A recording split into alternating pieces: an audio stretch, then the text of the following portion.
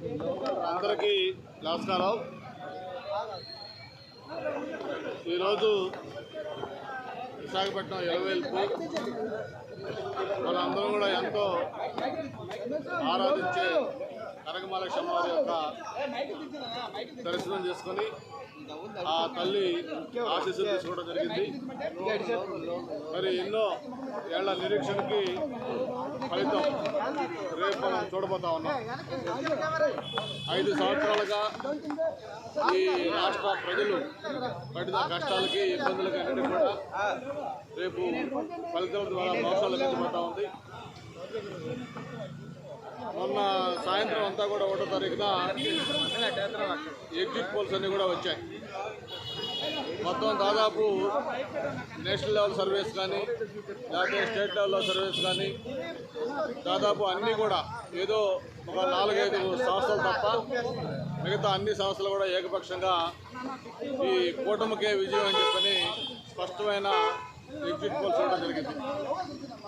Exit పోల్సే కాదు, ఒక senior రాజకీయ నాయకుడిగా 25 ఏళ్ల పైగా ప్రత్యక్ష రాజకీయంలో ఉన్న వ్యక్తిగా నేను మొన్న చూసిన ఎలక్షన్ 6వ ఎలక్షన్. నాకైతే గతంలో ఎప్పుడూ లేని ఒక కొత్త ఉత్సాహం, అంతేకాకుండా ప్రజల్లో ప్రస్తుత ప్రభుత్వం పట్ల ఒక కసి, ఎంత త్వరగా ఈ ప్రభుత్వం నుంచి ప్రజలకు మోక్షం కలగాలనే ఒక భావన ఆ ఓట్లేసే ప్రజల్లో మనకి స్పష్టంగా కనిపించింది.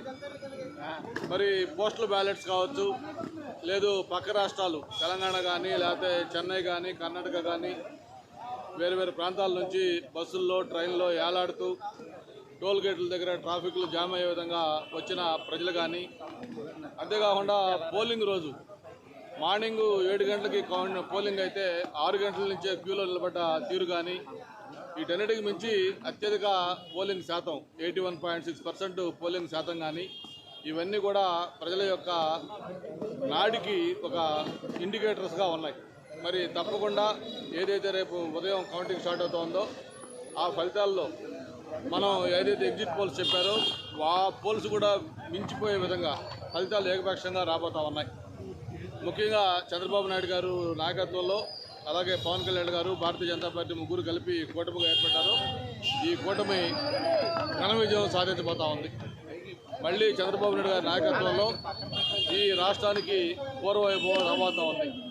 ప్రత్యేకంగా ఈ సందర్భంగా పవన్ కళ్యాణ్ గారి గురించి కూడా మనం అభినందించాలి. మరి ఆయన చేసిన త్యాగం కూడా రేపు ఎన్నికల్లో కీలక పాత్ర పోషించబోతా ఉంది.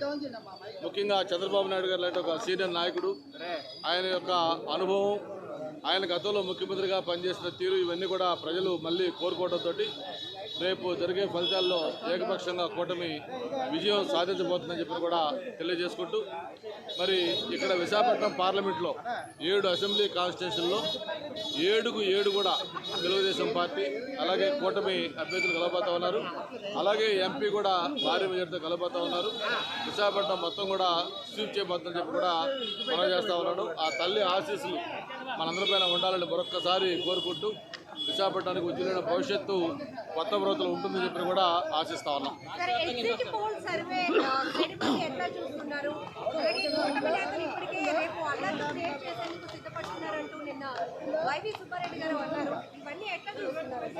ఇక్కడ కూటమి నేతలు అల్లర్లు సృష్టిస్తారా లేకపోతే వైసీపీ అల్లర్లు సృష్టిస్తారో మనం వేరేగా చెప్పనవసరం లేదు.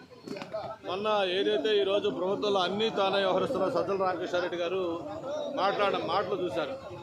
ఎవరైతే కౌంటింగ్కి వెళ్తున్నారో ఏజెంట్లు, రూల్స్ పాటించేవాళ్ళు ఏజెంట్కి వెళ్ళొద్దు, వాదించేవాళ్ళు వాళ్ళు మాత్రం ఏజెంట్కి వెళ్ళండి అని చెప్పి, గొడవలు పెట్టుకునే వాళ్ళు ఏజెంట్కి వెళ్ళండి అని చెప్పిన సజ్జల రామకృష్ణారెడ్డి గారి మాటల్లో అంతరార్థం ఏమిటో మనకు తెలుసు.